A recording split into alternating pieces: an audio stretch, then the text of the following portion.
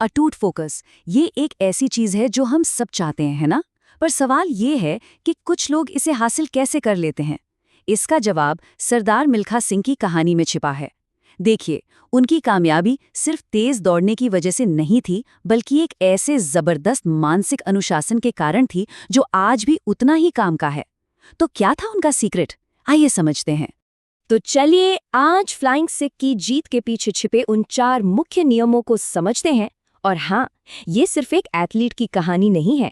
असल में ये 4 नियम जिंदगी के किसी भी मैदान में कामयाबी की चाबी हैं, जिन्हें हम सब अपनी जिंदगी में अपना सकते हैं।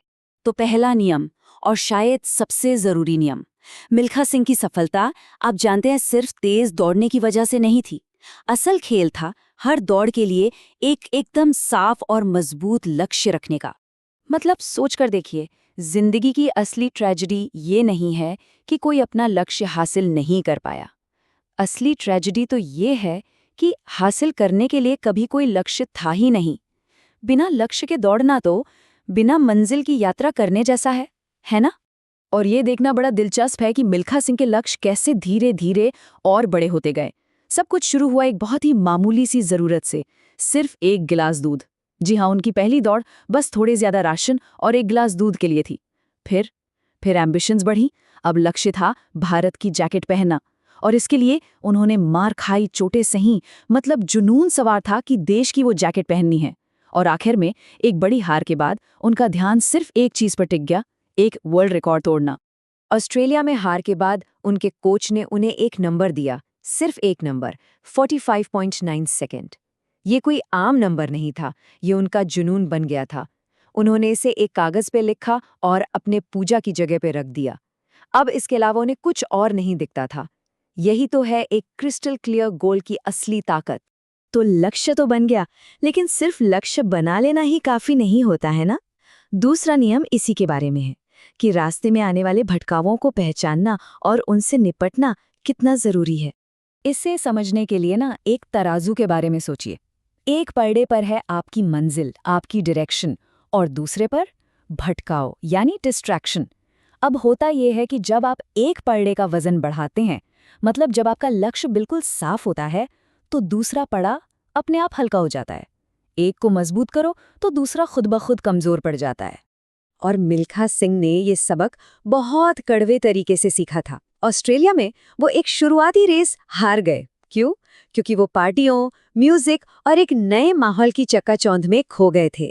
यही हार, यही नाकामी उनकी सबसे बड़ी टीचर बनी। तो सवाल ये है कि इस हार से उन्होंने सीखा क्या?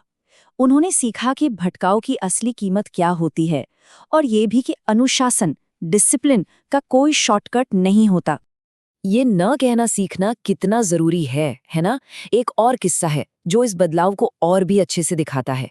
कुछ समय बाद एक स्विमिंग पूल पर एक महिला ने उनसे बात करने की कोशिश की, लेकिन इस बार उन्होंने बड़ी विनम्रता से मना कर दिया। क्यों? क्योंकि वो अपनी कमजोरी को पहचान चुके थे और अपने लक्ष्य पर टिके रहना चाहते थे। ये उनके डिसिप्लिन में आए एक जबरदस्त बदलाव का सबूत था। मिल्खा सिंह के सामने पार्टियां थीं, सामाजिक माहौल था। हमारे जमाने में लड़ाई थोड़ी अलग है, पर उसूल वही है। तो आज के डिजिटल भटकाओं से कैसे बचें? सोशल मीडिया से? देखिए, उनके सबक आज भी उतने ही काम के हैं। जैसे सोशल मीडिया के लिए कुछ नियम तय कर सकते हैं कि भाई इतना ही समय देना है, या फिर दिन में कुछ घंटे फोन को एयरप्लेन मोड पर रखने की आदत डालना, अपने काम के वक्त do not disturb mode on कर लेना। और एक बड़ा नियम, सुबह 9 बजे से पहले और रात 8 बजे के बाद फोन को हाथ नहीं लगाना। चलिए अब आते हैं तीसरे नियम पर, और ये नियम है अपने स्टैंडर्ड्स को लगातार ऊंचा उठाते रहना। मतलब सिर्फ ये साबित नहीं करना कि मैं ये कर सकता हूँ, बल्कि लगातार खुद को बेहतर बनाने की एक कभी ना खत्म होने वाली कोशिश। मिल्खा सिंह ने अपने मेहनत के पैमाने को मतलब पूरी तरह से बदल दिया था। पहले वो इतनी मेहनत करते थे कि अपनी बनियान निचोड़े तो एक मग पसीना निकल आए, लेकिन बाद में उन्होंने अपना स्टैंडर्ड इतना ऊपर कर दिया कि वो एक बाल्टी पसीना निकालने लगे। सोचिए, मग से बाल्टी! ये कोई छोटा मोटा सुधार नहीं था, ये तो उनके एफर्ट लेवल में एक अविश्वसनीय छलांग थी। और इसी बात को ब्रूस ली ने कितने कमाल के तरीके से कहा है, मुझे उस इंसान से डर नहीं लगता जिसने 10,000 किक की प्रैक्टिस एक बार की हो, मुझे डर उस इंसान से लगता है जिसने एक किक की प्रैक्टिस 10,000 बार की हो।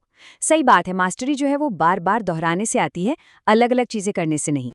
और अब आखिरी चौथा नियम, एक ऐसा नियम जिसे अक्सर लोग नजरअंदाज कर देते हैं। ये है एक गुरु, एक कोच की अहमियत को समझना।